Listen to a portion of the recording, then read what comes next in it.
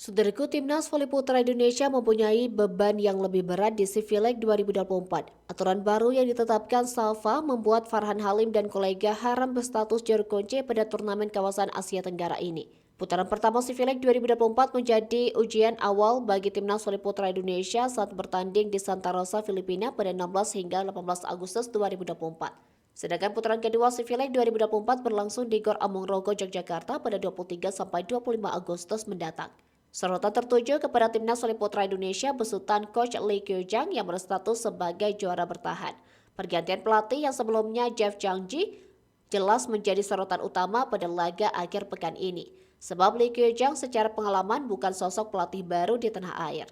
Sejumlah tim Proliga pernah dia besut termasuk paling gres saat menunggangi Timnas Voli Putra U20 Indonesia di ajang AVC.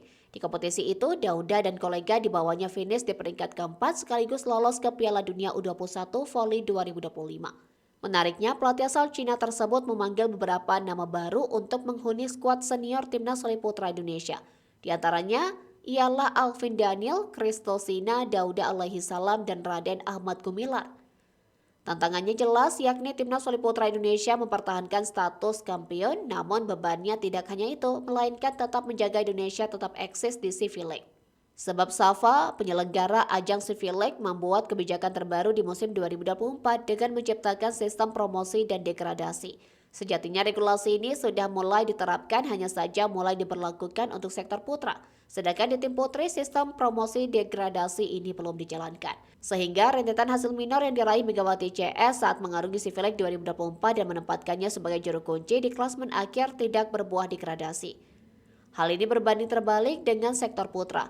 Dalam laporan media Filipina, Volley Talks, SAFA telah membentuk Civileg Challenge Cup Formen 2024 yang berisikan Kamboja, Malaysia, Singapura, dan Myanmar. Menjadi sebuah lawakan jika Timnas Voli Putra Indonesia yang disemati julukan Raja Voli ASEAN harus terdegradasi dari turnamen Asia Tenggara. Berikut daftar 14 pemain Timnas Voli Putra Indonesia di Civileg 2024.